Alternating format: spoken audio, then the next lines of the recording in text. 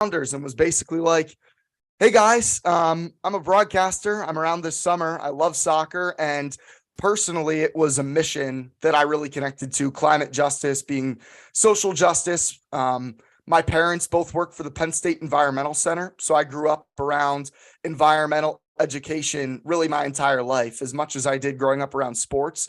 So it was something that I was very familiar with, could talk about all the different types of global warming concepts and things that the co-founders are trying to do so much work on. And so it was kind of an easy match from there. And that's pretty much how I landed with Vermont Green. And I've been really fortunate to be doing these games the last couple of years.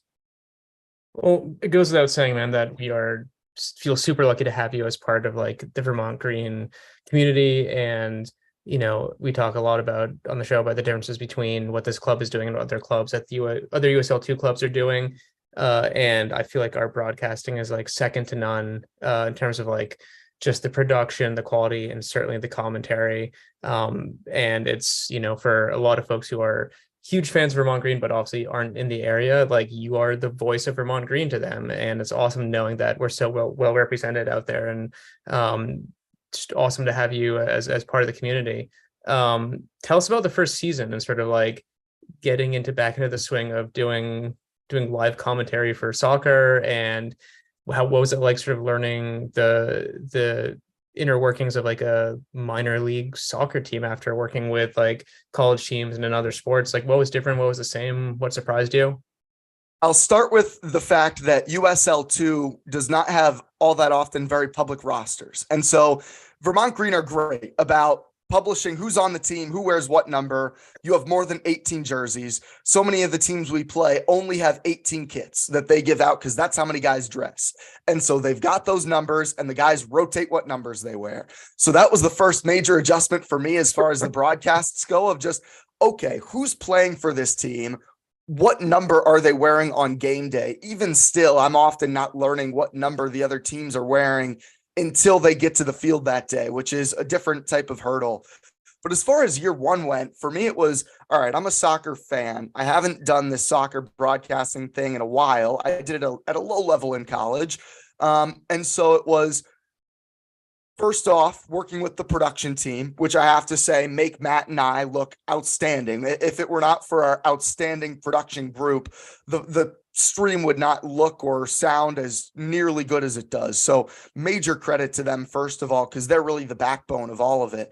And so it was working with them to say, okay, what type of setup is going to make this thing at least just enough for people to follow. And then from there, it was really learning how to work with Matt Montel, my outstanding color commentator, who has made incredible strides as a broadcaster from year one to year two.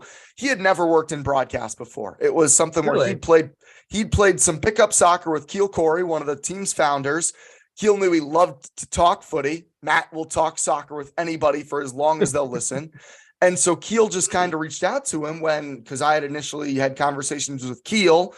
The group had asked me, okay, what does your dream broadcast setup look like? And I said, well, I'd love to have a color commentator, somebody who just knows soccer.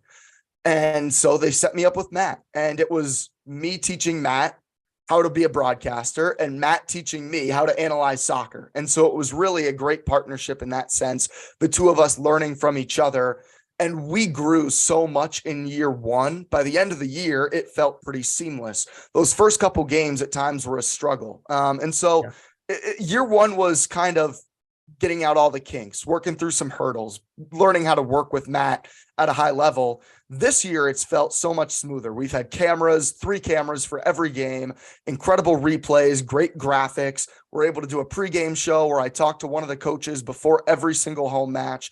So it's felt like an actual production this year where we are all very familiar with what our roles are. And I think it's led to some really exciting moments on the broadcast, some really cool stories we've been able to tell. And I tell you what, I'm also very fortunate that people tune in from all over. We get people tweeting at us from England. We had listeners from Asia, Costa Rica. It is ridiculous where people are watching these games from.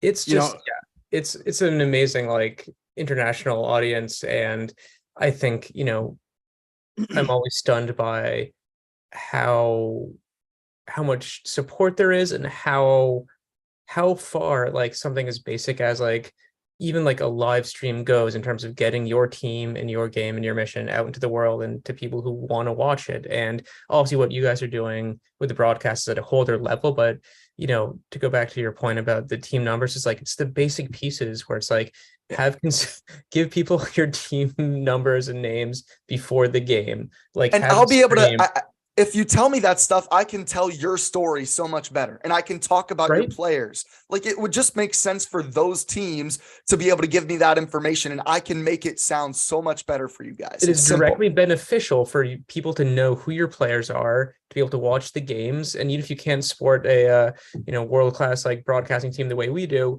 at least give people a view of your team playing. Like it just seems like just bare bones, I would simplest think. thing to do. So Yeah.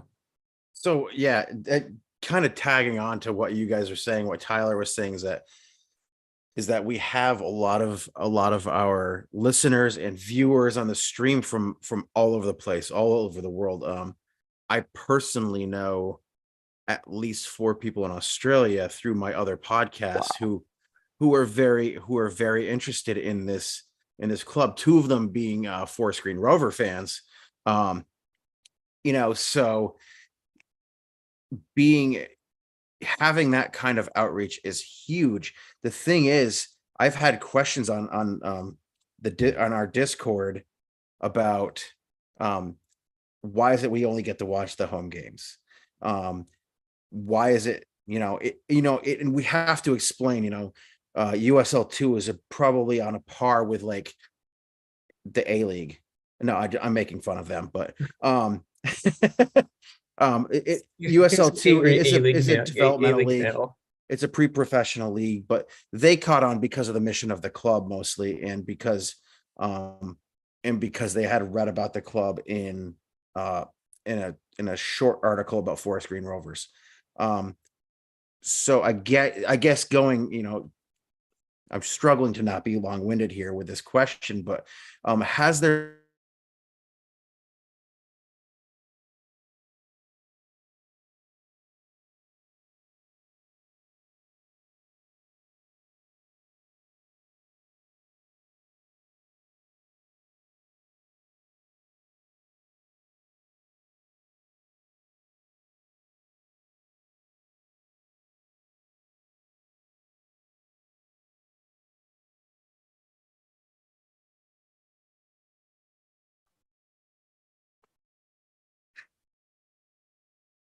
I lost everybody. That was weird. Like my whole thing froze up.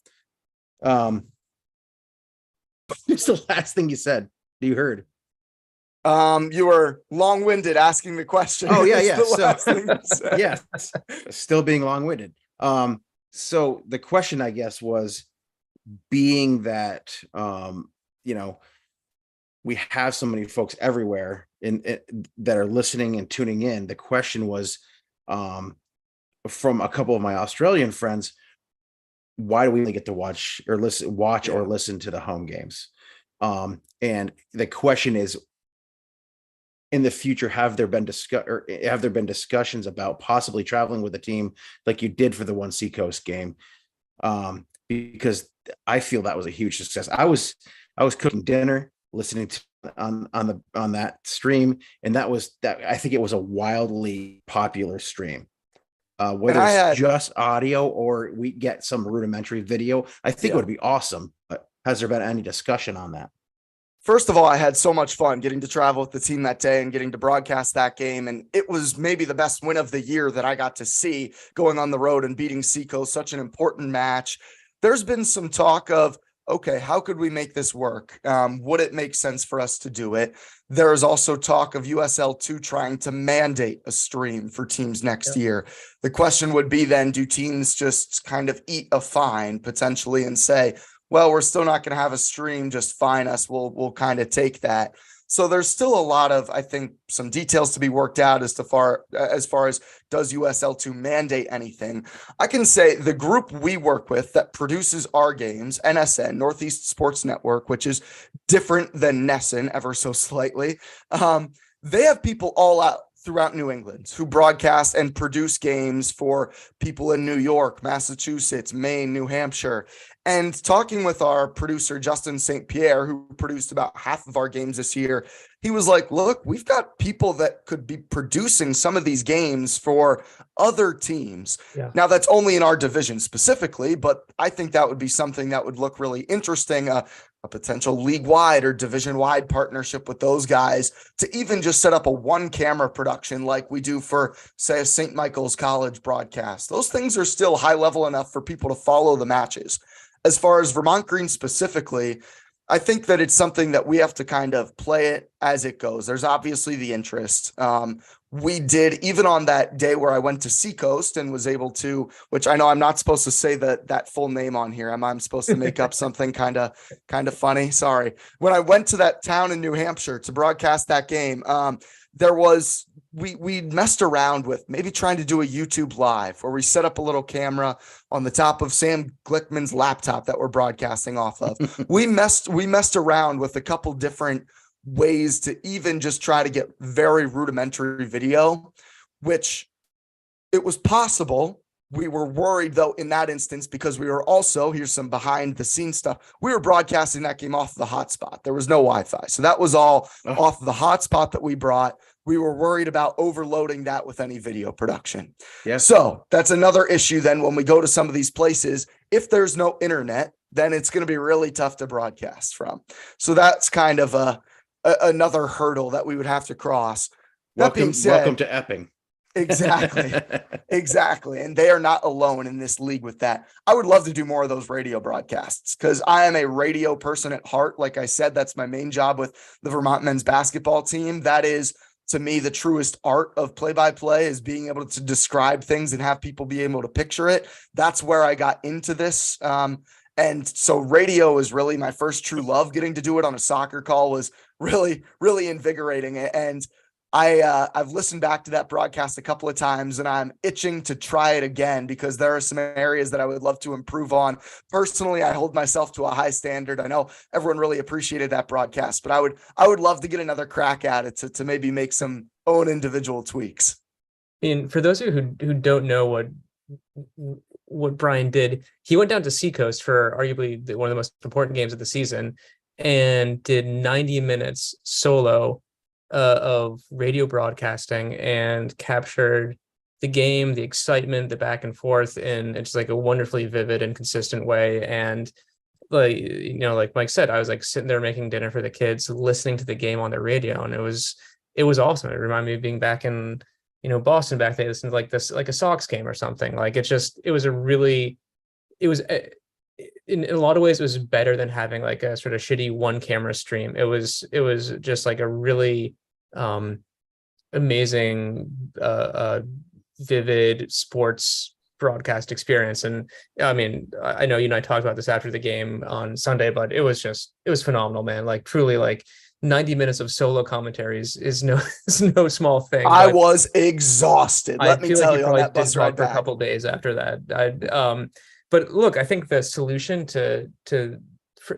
and almost the necessity for USL2 is to mandate streams and create a fine system that is so skewed that eating the fine far exceeds any truly minor costs to like setting up a rudimentary streaming operation at each of these clubs. Like it's just so important if you want the game to spread, to be able to compete with MLS, and in certain markets you need to have, even for lower level teams, a reliable way for fans to discover or follow teams. Like that's just, it seems so just obvious. And you're not asking people to build stadiums, you're not asking people to spend exorbitant amounts of money to do something that isn't necessary. It's like, have people who are either not able to make it to your games in your area, or who are fans of the opposing team, or like it benefits everybody, like your team, the entire division, the entire league, like show the games. And I'll say this, I'm incredibly lucky that the Vermont Green FC front office and founders realize that and respect that, because I've worked for teams where that is not the case. And so the fact that they have put an investment into the broadcast and realize how it has helped the team grow, I'm incredibly fortunate that front office and those guys realize how important that investment is, because it's not always the case, even in, say, minor league baseball. That's just not always the case anymore. And people are, I think, in some ways going away from that and trying to figure out how they can cut the pennies and how they can maybe just try to figure out, we need to get people in the ballpark and not actually watching or listening on a stream or a radio. That's not always the way to go. You can bring in so many people, and it goes hand in hand with all the great social media and all the great marketing that this club does. I think in the end, the USL2 should recognize the fact, and like you said, there may be a mandate, but they should recognize the fact that a club like Sea Monkeys can and does have a youth academy that brings in not just a youth academy in that area, a multi-regional youth academy that stretches from Massachusetts into New Hampshire, into southern and even into northern Maine, that they have the money to produce streams. They have the money to do that. They choose to put their money in other places. We don't have youth academies that bring money in like that. It's all upon the founders and the ownership group to take the money that they're making, put it back and reinvest it into the club, which then it garners respect, and it brings more fans in, and gets the fans to reinvest in the club that way. It's a big cyclical thing that these guys have had the forethought and the knowledge and the amazing, ability to understand what they've got here and what they're working with. Like, these guys are incredibly smart, and they've done almost everything right here. None of them would admit it. I guarantee they're all very humble guys, and none of them would admit that they've done almost everything right every step of the way. But for us as fans, and even for a lot of the unpaid interns and that come along with the club, and the players, I think from the top down, everything has been done right, and especially with our in stadium voices and our media voices. And we really, I'm going to say straight off the top that your voice for me brings me back to when I was a kid with my little tiny radio that I would have in my window with the antenna that I stuck out of I had a screen, an old screen in my window, and I would stick the antenna out of the hole. I made a hole just to listen to the Red Sox games, listen to Ken Coleman and Joe Castiglione do the Red Sox games when I was a little kid. Your voice is one of those voices that I'm never going to forget. Every time I hear it, I'm like, oh, I know that dude. I initially, when I first heard it, I said, it sounds like the guy from UVM basketball. That's me. Yeah. And sure enough, because I would listen to UVM basketball games on my way into work on the weekends, and your voice has contributed to how this club has grown and through the community. And I want to thank you straight up for that. Well, I appreciate the kind words, guys. I just wish I had a cool accent like Tom Proctor. Then it'd really be in business. I can't battle with that. He dominates the home games from me. Yeah, he's a city boy. That's the thing. He's loud. He's loud, and he's a Manchester guy. So his voice, like, it's so weird because I went down to Western Mass with him to match a Western Mass, and his voice is almost the same but way more subtle and quiet when you're riding in a vehicle with him. So he knows when to turn it up. Quiet Tom. It wasn't quiet on the way home. He was definitely very vocal on the way home, but on the way down, there was a lot of serious discussion we were having, and he had a lot of great things to say, and I was like, where's that voice? And then, like, we got almost down to the venue, and the voice started coming out.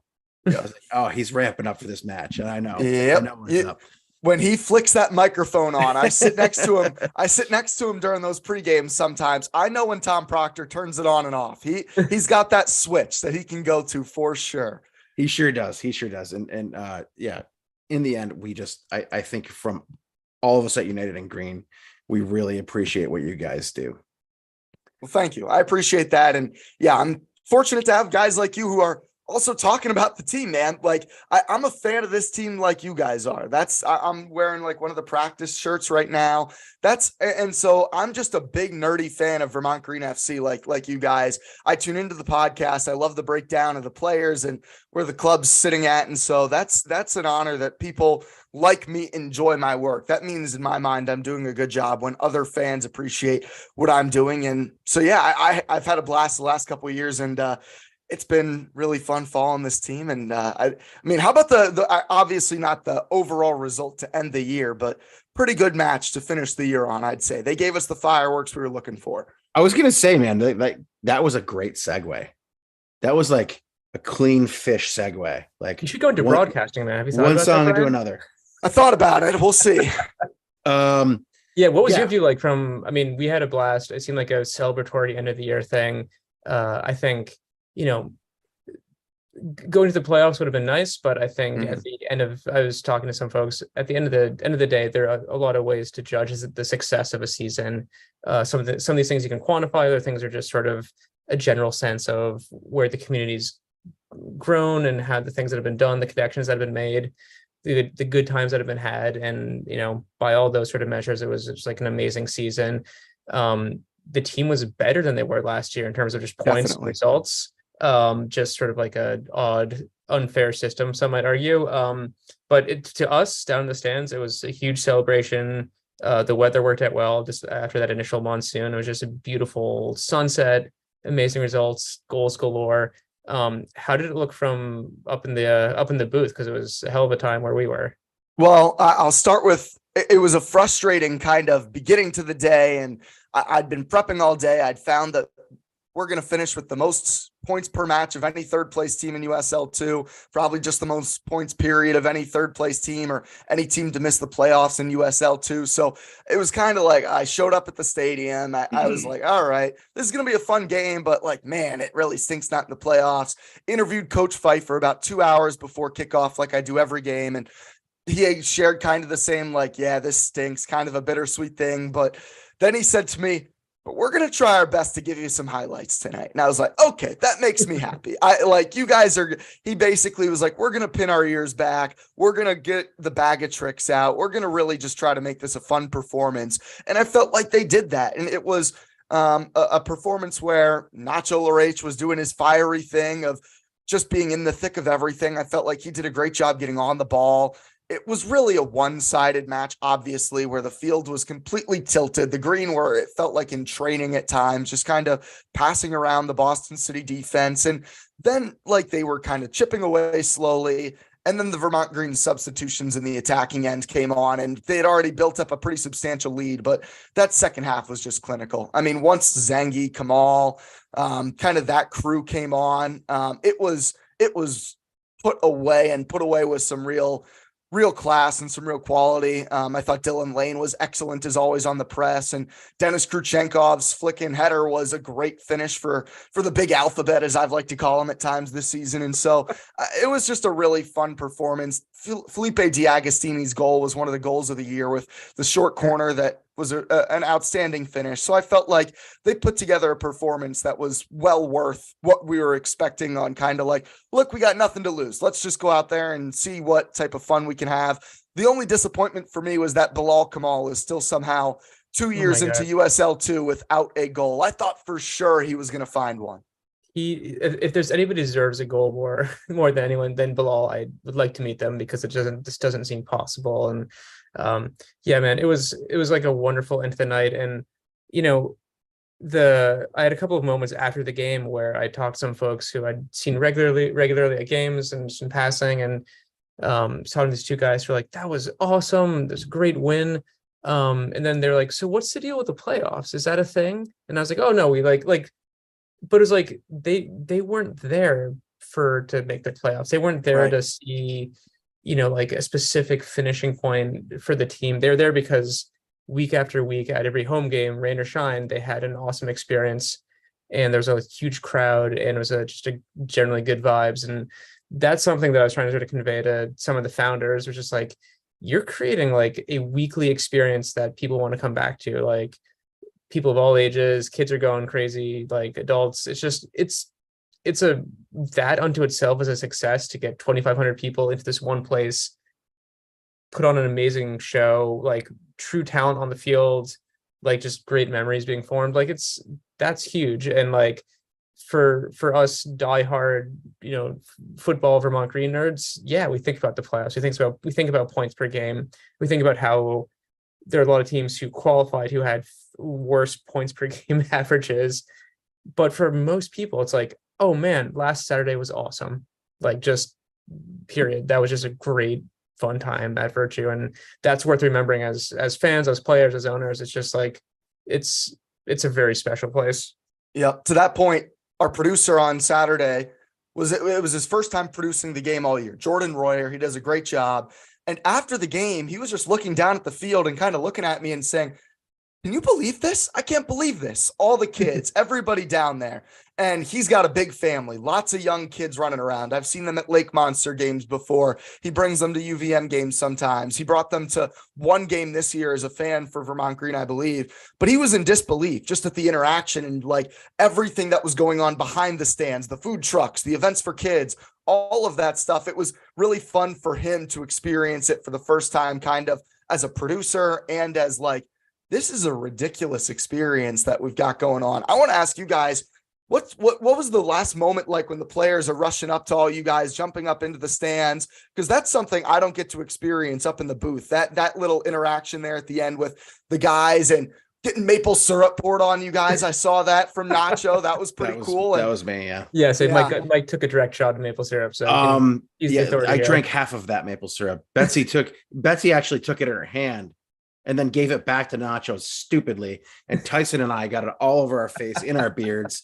And I'm like, I have to go to Vivid after. I have the mixer and I've got stuff in my beard. And Nacho showed up and I said, "Dude, you owe me a bottle of beard shampoo." And he said, "I'll bring you some from Europe."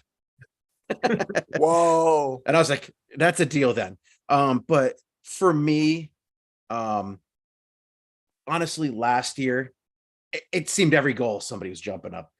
I know it was probably passed down from, Coach Pfeiffer and Chris and Stage and Ruben. Those guys, don't jump up there. You're going to get yourself injured one of these days.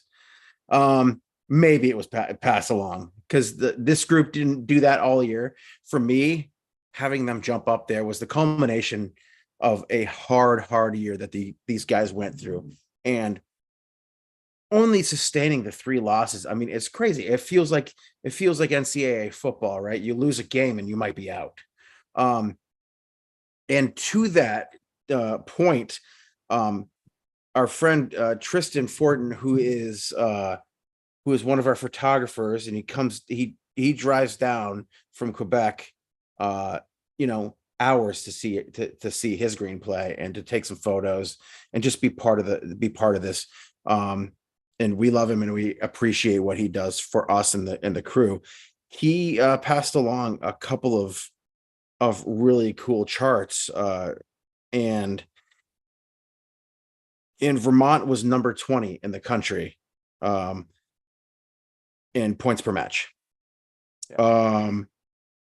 That's pretty insane.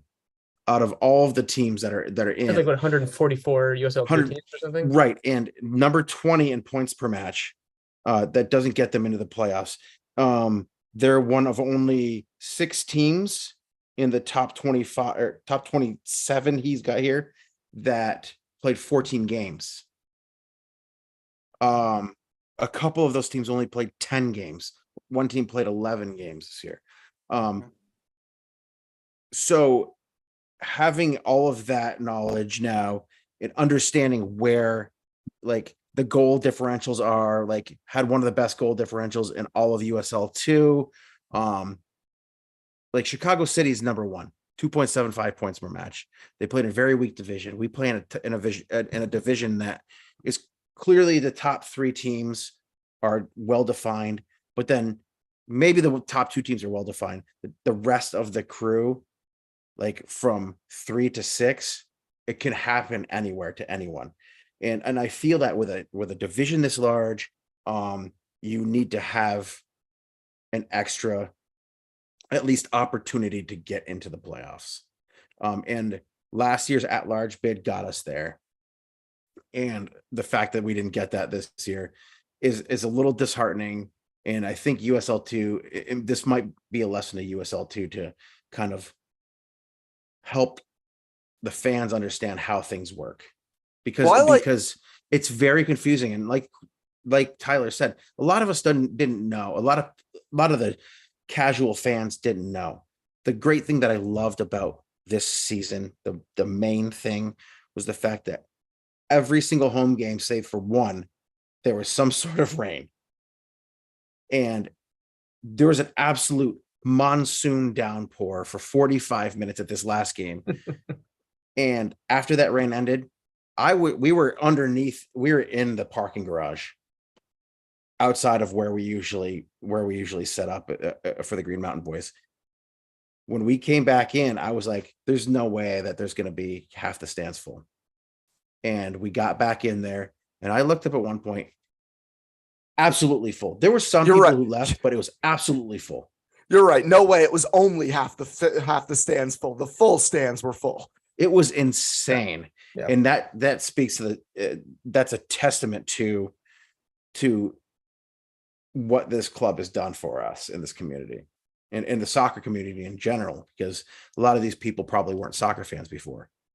I saw a bunch of, after the game, there's Vermont Green slowly put out, was like releasing photos from the games and videos, and I saw a bunch of people retweeting one of the ones at the end with players jumping up and like packed stands, smoke going, people cheering, players pouring maple syrup everywhere. And I saw a bunch of retweets and comments where it's like, oh man, this is as good an argument for promotion and relegation in the US as I've seen. Which, do I feel strongly about that? Not really, but the fact that somebody can look at our USL2 club and be like, this is a club worth thinking about in larger terms, and a club that could draw a larger audience and grow, and is doing that sort of organically, but like has that potential and should be given the opportunity, is awesome. That's like the really high compliment for someone to look at your club and say, this club is awesome, and it'd be cool if they could move up and play larger teams and have larger exposure. And but it really is. I mean, those scenes from the end of the game were celebratory. They were awesome. There's just like the genuine affection between the club and the players and the fans, which is something I think you don't always see. And it's you wouldn't know if you're looking at a USL2 club or like second tier like European club. It's just the energy and the presence and the overall feel is just something else, and something that is completely foreign to, with a few exceptions, I think, most clubs at our level. It really struck me seeing many of the players' postseason Instagram posts. Oh my God, that's not something you see in like collegiate summer baseball. Like, I've worked for a lot of baseball teams throughout the summers where guys come and go. There's zero community connection. They're just there to try to get in front of scouts. They're just there to try to maybe win some games. They make good friends on the team, right? But there's no connection to the team and the fan. And seeing that from these players and this fan base has been inspiring for me as somebody who is kind of working with the team. And I'm a fan of the team, but I'm slightly separated as the broadcaster.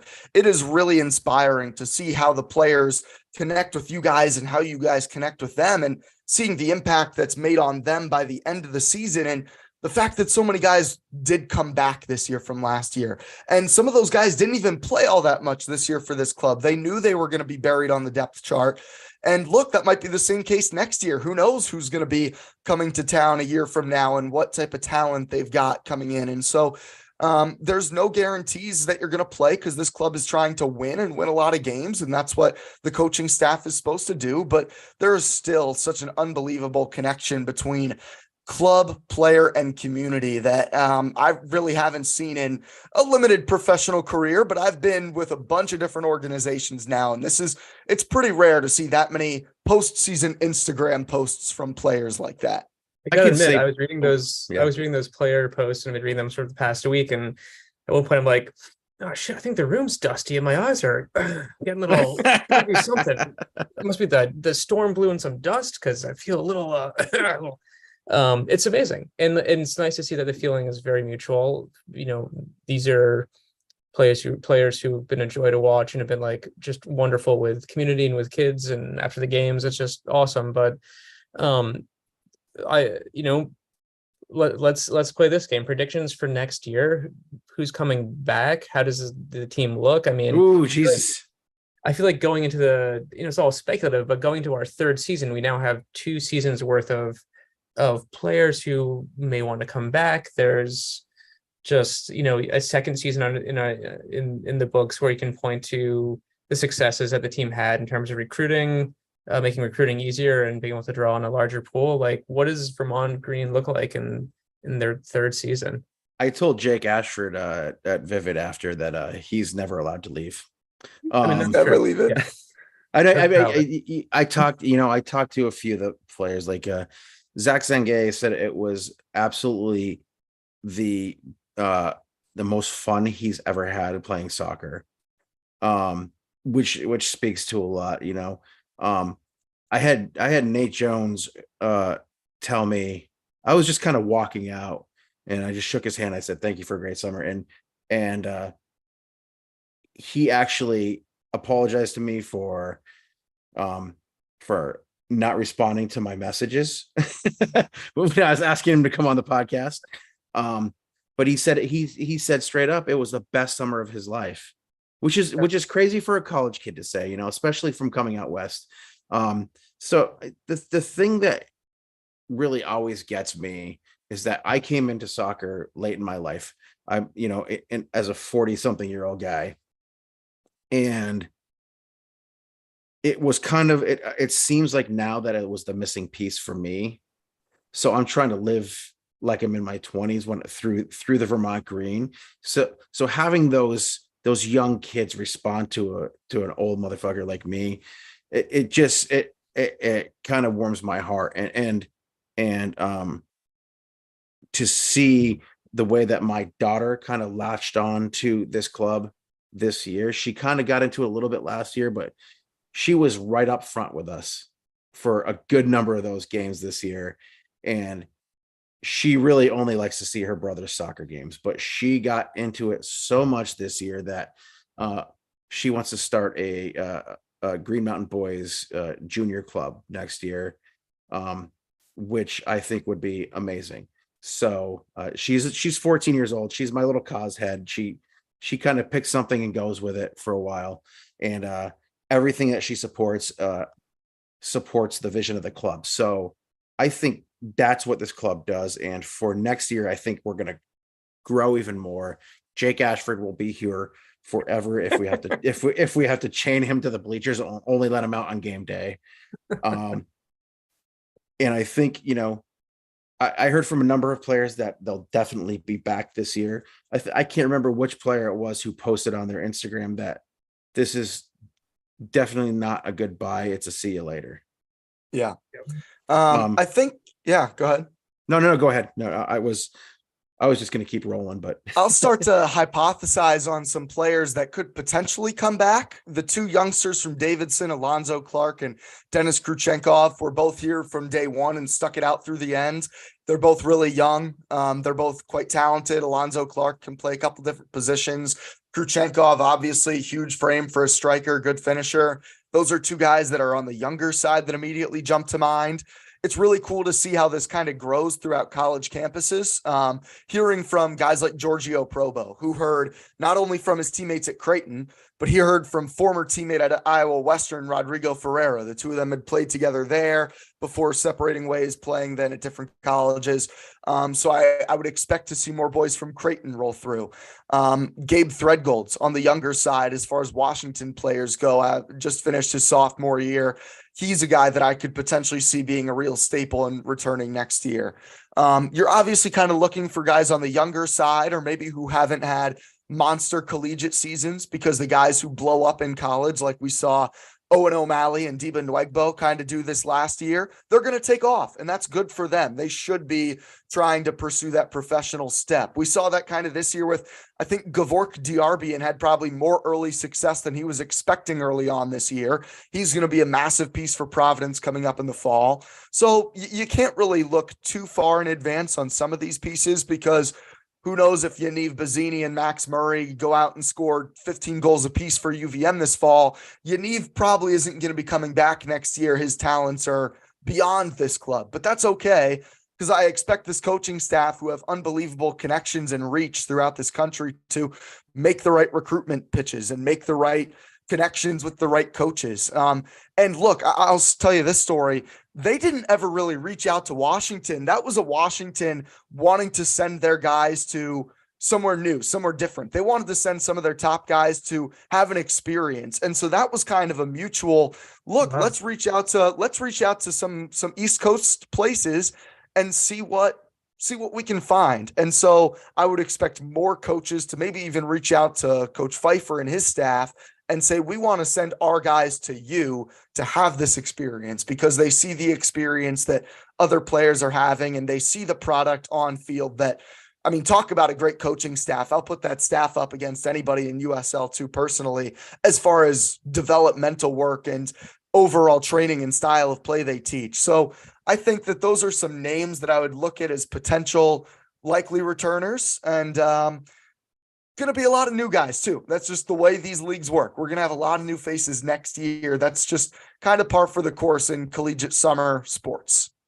Sure. And it's like, yeah, that's really interesting that Washington reached out to the club. I mean, that's a great sign. I think it was kind of a mutual, like, Pfeiffer probably threw out a net, tossed his net out wide reaching, and sure, he had them come back to him. Yeah. And I think, between the play on the field and sort of the experience that players have just being in Burlington for the summer, it's got to be an easier and easier pitch year over year to be like, your players will get better and they will have an awesome time and everybody benefits. And it's the really sort of tricky thing about this league is that your best players are not going to stick around, because as they should, they're going to get snatched up by USL1 clubs, USL championship clubs, and further their careers. And this sort of silver lining to it all is that with each season we have more and more guys who we can point to as being, former boys in green who are now out there in the world. And man, I still love watching Deba scoring no matter where he is. Like, that's awesome. Watching Owen play, watching Ethor get some minutes at Seattle, like, there's this growing roster of former green players where you're like, that's one of our guys. And that's cool, man. Because honestly, prior to that, I wouldn't follow like MLS Next. I wouldn't follow necessarily USL Championship. Like, it's fine, but like having those direct connections to former Vermont Green players, it's going to be awesome. And at some point we're going to see some of these guys like at the highest level, and it's going to be like a pretty special feeling. I tell you what, Giorgio Probo's going places. That's a guy that can play just about anywhere on the field. And I mean, he's a guy that I'm watching very closely to see professionally where he ends up, because man, he is just pure class.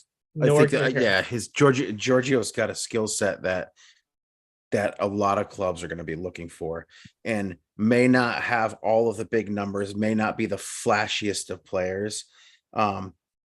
He's one of those guys that's definitely going places, and I think Yaniv Bazzini too. It may take him a couple of years to break into MLS or something like that, but he's definitely going to go somewhere. He admitted to me the other day he grew up with Manor Solomon, who just signed with Tottenham Hotspur, and they have been friends and been playing against each other for years, and he aspires to the same type of thing. And Manor got his chance in Premier League unfortunately because of the war in Ukraine, because he was playing in the Ukrainian league. Not necessarily the same type of league, but the paths can be similar for players like that. I think Bazzini, and he's a good, strong-willed kid, and he knows what he wants. And those are the type of players that know what they want and know where they want to be, are the kids that are going to continue to grow and continue to progress their careers. Like, there are kids, I'm sure, on the team who just want to continue what they're doing, and they have their career path set out through their college, and soccer is there to get them to their initial or to their end goal of being where they want to be in their life, and they're finding their station in life. And I love both of those paths. It's great for these kids, and I think it's very important for us to continue to support kids like that. Agreed. Yeah. So I think we're coming up on time here, boys. This has been a pretty easy conversation. We could probably go on all night. I think so. Yeah, I think let's do some final thoughts here. Tyler, I'll let you start off with final thoughts. If you've got any, go ahead and just talk. Yeah, man, I'll just say it was another great season. Everything from season 1 to season 2 seemed bigger and better. And it was it was a genuinely awesome celebration and a really awesome way to cap off this just extremely short season. Suddenly it was like at the end, it seemed like we were just starting.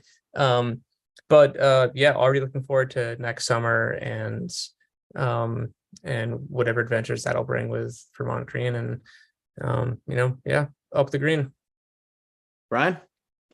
I'll just say, first off, thank you again for having me on the show tonight. It's been real fun chatting with both you gentlemen. I want to give one more major shout out to our entire production crew, because again, Matt and I texted our producer, Justin, at the end of the last broadcast. Matt and I can have the best game of our lives talking, and it doesn't matter, because the production is actually what people watch for and how they actually become familiar with the players. And they would have no clue what any of them looked like without those guys. And so I'm so thankful to work with such creative and talented people behind the scenes who you guys don't know and probably don't get enough credit. So I wanted to just shout them out and to echo those thoughts. I mean, what a great second season. I'm so thankful for this club in many ways. To give me something to broadcast during the summer, during my off season of basketball, but also just for helping me continue to find a passion for the game of soccer and find things that I love in broadcasting. And it is such an honor to be able to tell the story of this club and these players. And I'm so thankful for the fans who listen and the people who are at the games, and even for Tom Proctor, who sometimes drowns out my own voice during the broadcasts because he's so loud. I'm thankful for people like him who are just have made this club what it is. And I'm excited to see where it just keeps growing. It's only big things going forward up the green. Awesome. I echo all of those sentiments. And I always sign off with telling people that it's a really tough world out there. We've had weather this year. We've had a number of catastrophic events that have happened, and in everybody's life, it's a really tough world out there. And I just want to remind everybody, in everything you do, just be safe and be smart. So with that, be safe and up.